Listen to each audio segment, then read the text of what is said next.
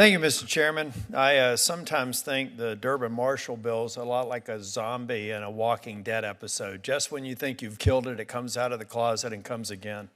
Look, I believe that we've got to fix a problem. Before I ask a couple of questions, I want to go back to what Senator Kennedy said. He and I were talking before the hearing. You all know that I have said that we've got to come up with a solution. Now, we have a court case where a judge decided that the settlement wasn't enough and that it should be adjudicated, which seems interesting to me. The other thing I find interesting is I don't see a single credit union or a bank at the dais because I suspect they would give you a different perspective. I think it would be helpful to actually even have a bank or a card issuer in some of the foreign jurisdictions that we're talking about being best practices to see if they share your optimism about the outcome. We have a problem here. Durbin-Marshall is not the solution. It will create more problems, and I'm very sensitive to small businesses. I have said to many people, some of them are in this room today, that you've got a Congress and a half to solve this problem, in my estimation. I don't have a whole lot of skills here, but counting votes and observing trends is one of them. This Durbin-Marshall bill is not going to pass in this Congress. I think anybody realistic knows that. We've only got 1.5 Scaramucci's of legislative days before we're out of Congress.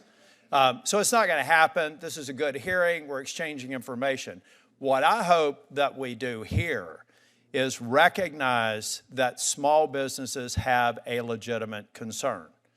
I will also say that every single one of those small businesses could take their swipe machine and throw it in the trash if they didn't think that they weren't getting added value for it. Fair statement?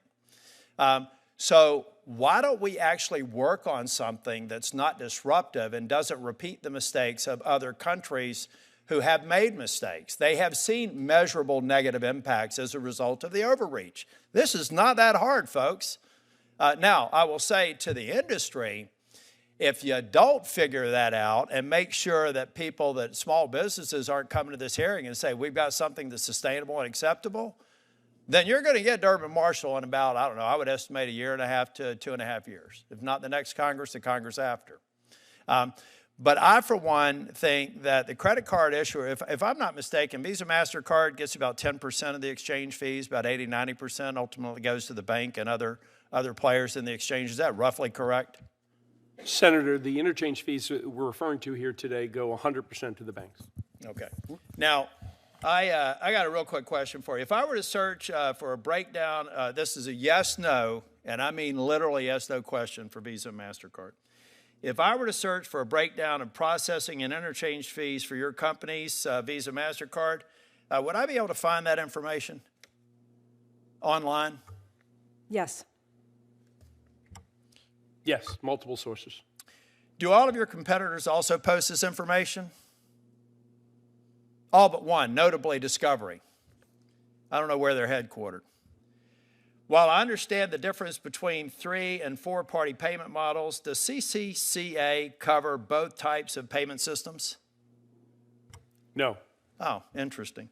So not all of the companies, let me put it a different way. Not all competitors would not be covered. Double negative. I believe the answer is yes. Yeah, okay. Correct.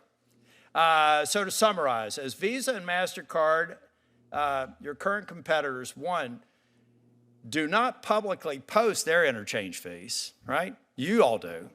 They don't.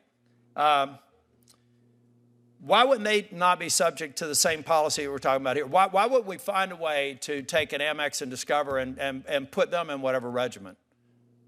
I mean, would you agree that if we're going to come out with something like this, that there is a valid argument to say that everybody needs to be invited to the party? Given that our market share is largely in line with American Express's, I would agree with that. Okay, close to a yes. Senator, We have other concerns with the legislation, Senator, but I agree with your point. All right. Look, I'm going to, Mr. Chair, I'd seek unanimous consent that I put a number of articles into the record that discuss the experiences in other jurisdictions that have made the mistake of going in the direction of Durbin-Marshall. I'd like unanimous consent to submit to the record. The Zombie Caucus gives unanimous consent. Thank you, sir. Folks, all seriousness, I want small business owners over the next 24 months to come in here and say, we'd always like more, but we got a fair deal. If that happens, then this goes away, the zombie stays in the closet. If it doesn't, you're going to lose. And frankly, I hate to say this, but I don't really care. Visa and MasterCard have to figure out how to be successful businesses. I'm trying to come up with an outcome that solves the problem of the consumers and solves the problem of small businesses. And I believe that you all want to do the same. Get in a room and solve it, because I'll guarantee you the solution coming from Congress will not be good for anyone. Thank you, Mr. Chair. Senator.